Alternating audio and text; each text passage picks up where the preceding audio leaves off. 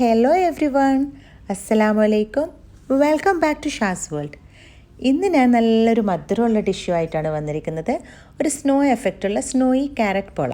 അതിനുവേണ്ടി ഞാനിവിടെ 3 medium size carrot ഒന്ന് വേവിച്ച് വെച്ചിട്ടുണ്ട്. ഇതിൽ നിന്ന് 2 പീസ് നമുക്ക് ഫൈനൽ ഗാർണിഷിങ്ങിന് വേണ്ടി മാറ്റി വെക്കണം കേട്ടോ.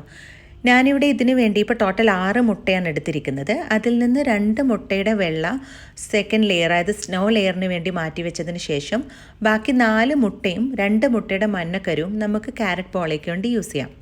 ഇനി ഒരു ബ്ലെൻഡറിലേക്ക് നമ്മൾ വേവിച്ച് വെച്ച ക്യാരറ്റും ഈ മുട്ടയും, അതായത് 4 മുട്ടയും 2 മുട്ടയുടെ മഞ്ഞക്കരുവും 3 ടേബിൾ സ്പൂൺ പാൽപ്പൊടിയും ഒരു 3.5 ടേബിൾ സ്പൂൺ പഞ്ചസാരയും, 3.5 മുതൽ 4 ടേബിൾ സ്പൂൺ വരെ നമുക്ക് യൂസ് ചെയ്യാം.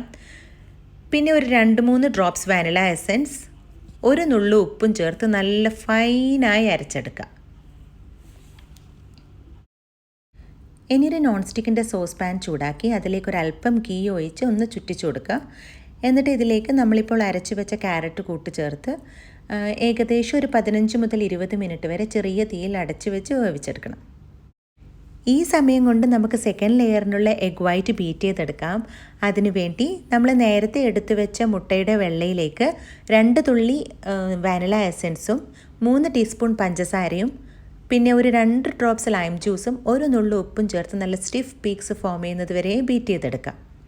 പിന്നെ നമ്മൾ ഈ മുട്ട ബീറ്റ് ചെയ്യാൻ യൂസ് ചെയ്യുന്ന പാത്രം നന്നായി കഴുകി തുടച്ചിട്ട് വേണം മുട്ടയുടെ വെള്ളം അതിലേക്ക് ഇടാൻ. വെള്ളത്തിൻ്റെ അംശം ഉണ്ടെങ്കിൽ നമുക്ക് മുട്ട നന്നായി പതഞ്ഞ് കിട്ടില്ല കേട്ടോ. അതുപോലെ തന്നെ മുട്ടയുടെ യെല്ലോ യോക്കിൻ്റെ പീസസും അംശങ്ങളൊന്നും ഇതിൽ വരാൻ പാടില്ല. അപ്പോഴും നമുക്ക് മുട്ട നന്നായി പതഞ്ഞ് കിട്ടില്ല. ഇതുപോലെ നല്ല ക്രീമി ആകുന്നത് വരെ ബീറ്റ് ചെയ്ത് മാറ്റി വെക്കാം. ഇപ്പം നമ്മുടെ ക്യാരറ്റ് പോള ഏകദേശം റെഡി ആയിട്ടുണ്ട്. ഈ പോള ഒരു 95% റെഡി ആയിക്കഴിഞ്ഞാൽ നമുക്ക് ഈ മുട്ടയുടെ വെള്ള അതിൻ്റെ മുകളിലേക്ക് സ്പ്രെഡ് ചെയ്ത് കൊടുക്കാം. എന്നിട്ട് ഒരു 4 to 5 മിനിറ്റ്സ് ഒന്ന് ചെറിയ തീയിൽ വെച്ചതിന് ശേഷം നമുക്ക് ഗ്യാസ് ഓഫ് ചെയ്യാം. ഈ അടുപ്പിൽ നിന്ന് നിങ്ങൾക്കിത് ചെയ്യാൻ ബുദ്ധിമുട്ടുണ്ടെങ്കിൽ അടുപ്പിൽ നിന്ന് പുറത്തെടുത്ത് ജസ്റ്റ് ഒന്ന് സ്പ്രെഡ് ചെയ്ത് തിരിച്ച് നമുക്ക് അടുപ്പത്തേക്ക് വെച്ച് കൊടുക്കാം. ഇത് പെട്ടെന്ന് ചെയ്യണം കേട്ടോ. അപ്പോൾ അത് വേവുന്ന സമയം കൊണ്ട് നമ്മൾ നേരത്തെ ഗാർണിഷിങ്ങിന് വേണ്ടി 2 പീസ് ക്യാരറ്റ് മാറ്റി വെച്ചിരുന്നില്ലേ, ആ ക്യാരറ്റിലേക്ക് 1 ടീസ്പൂൺ പഞ്ചസാരയും ചേർത്ത് നല്ല ഫൈനായിട്ട് പേസ്റ്റാക്കി വെക്കാം. അപ്പം 4-5 മിനിറ്റിന് ശേഷം നമ്മളെ പോള പാകത്തിന് റെഡി ആയി കഴിഞ്ഞിട്ടുണ്ട്. ഇനി നമുക്കിതൊരു സെർവിങ് പ്ലേറ്റിലേക്ക് മാറ്റി ഗാർണിഷ് ചെയ്തെടുക്കാം.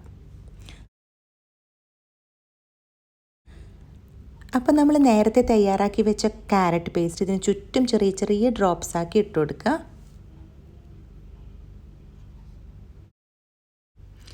എന്നിട്ട് ഇതിന് മുകളിലായി ഒരല്പം പിസ്ത കട്ട്സും കൂടി ആഡ് ചെയ്ത് നമുക്ക് ഗാർണിഷ് ചെയ്തെടുക്കാം. പിന്നെ ഗാർണിഷിംഗ് ഒക്കെ നിങ്ങളുടെ ഐഡിയക്കും ഇഷ്ടത്തിനും അനുസരിച്ച് നിങ്ങൾക്ക് ചെയ്യാം കേട്ടോ. ഇത് വേണമെങ്കിൽ ഇങ്ങനെ തന്നെ കഴിക്കാം.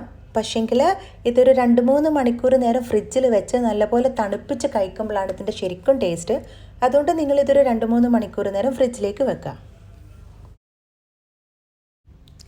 അങ്ങനെ നമ്മുടെ അടിപൊളി സുന്ദരി സ്നോയി ക്യാരറ്റ് പോള ഇവിടെ റെഡി ആയി കഴിഞ്ഞു. എല്ലാവരും ഇതൊന്ന് ട്രൈ ചെയ്ത് നോക്കുക. നല്ല ടേസ്റ്റി ആയിട്ടുള്ളൊരു ഐറ്റമാണ്. നല്ല ക്രീമി ആയിട്ടുള്ള ആ ക്യാരറ്റ് പോളയുടെ ഫസ്റ്റ് ലെയറും അതിന് മുകളിൽ വായിലിട്ടാൽ അലിഞ്ഞു പോകുന്ന ആ ഒരു സ്നോയി എഫക്റ്റുള്ള എഗ് വൈറ്റ് കൊണ്ടുള്ള സെക്കൻഡ് ലെയറൊക്കെ ആയിട്ട് നല്ലൊരു ടേസ്റ്റി ഐറ്റമാണ്. എന്തായാലും നിങ്ങളൊന്ന് ട്രൈ ചെയ്ത് നോക്കുക. നിങ്ങൾക്ക് എല്ലാവർക്കും ഇഷ്ടമാവും. അപ്പോൾ നിങ്ങളിത് ട്രൈ ചെയ്ത് നോക്കിയിട്ട് നിങ്ങളുടെ അഭിപ്രായങ്ങൾ എന്നെ കമൻസിലേക്ക് കൂടി അറിയിക്കുമല്ലോ. നിങ്ങൾ ആദ്യമായിട്ടാണ് എൻ്റെ ഈ ചാനൽ കാണുന്നതെങ്കിൽ ലൈക്ക് ചെയ്യാനും സബ്സ്ക്രൈബ് ചെയ്യാനും മറക്കരുതേ. അതുപോലെ തന്നെ ഫ്രണ്ട്സിനും ഫാമിലിക്കും ഒക്കെ ഷെയർ ചെയ്ത് സപ്പോർട്ട് ചെയ്യുമല്ലോ. അപ്പോൾ ഇൻഷാ അല്ലാ അടുത്ത വീഡിയോയും റെസിപ്പിയുമായി വീണ്ടും കാണുന്നത് വരെ take care and stay blessed.